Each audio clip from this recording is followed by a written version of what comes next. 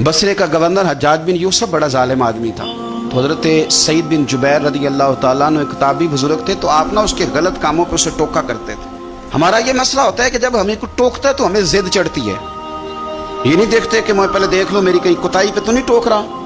वो जालिम था, आप उसे टोकते थे। तो जब रोक टोक होने लगी तो ये जो बादशाह किस्म के लोग होते हैं, इनकी ख्वाहिश होती है कि हमें पूछने वाला कोई ना हो।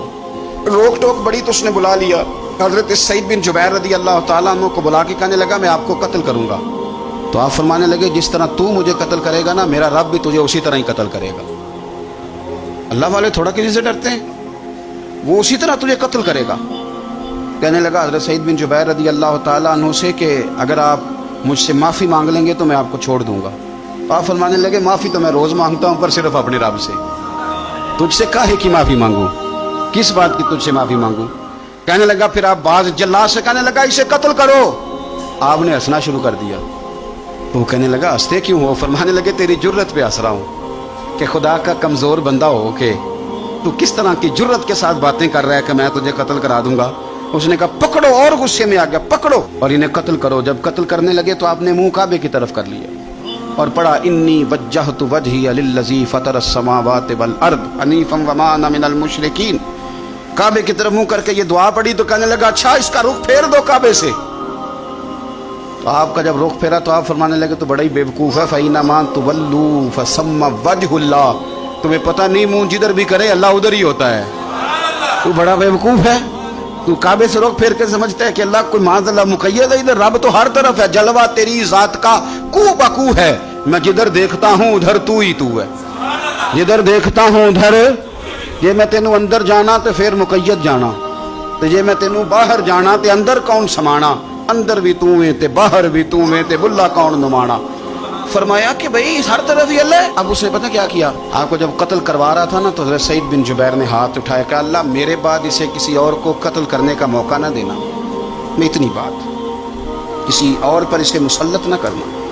हज़रत सईद बिन जुबैर कत्ल हुए, शहीद हुए तो इतना खून बहा, इतना खून बहा कि खून बंद ही नहीं होता, इतना खून। वो कहने लगा वजीरों से, मुशीरों से, तबीबों से कि इतना खून।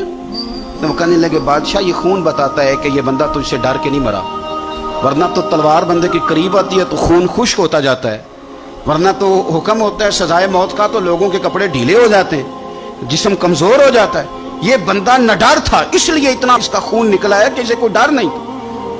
हजरत सईद बिन जुबैर को कत्ल करने के बाद ना हज्जाज बिन यूसुफ 15 दिन जिंदा रहा है, सिर्फ 15 दिन।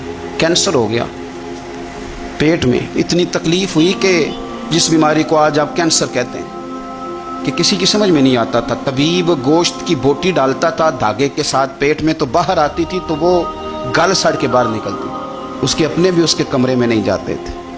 ओ यारो, जुल्म करते हुए लोग सोचते नहीं कि इसका हिसाब कितना भयानक होगा। रात को चीख मार के उठता, घर वाले कहते तुझे क्या हुआ। 15 दिन जिंदा रहा, एक रात सो नहीं सका।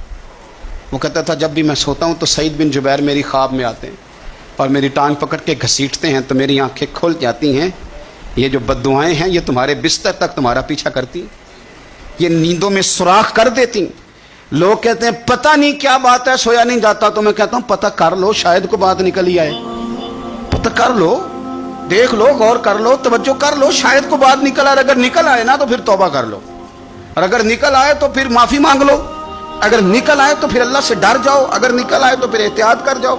लेकिन बातें निकलने पर भी हम मानने को तैयार, तो ये मत समझे कि जब इंसान किसी का जुल्म करेगा तो वो चैन की नींद सोएगा। जी हो सकता जैसा करोगे फिर वैसा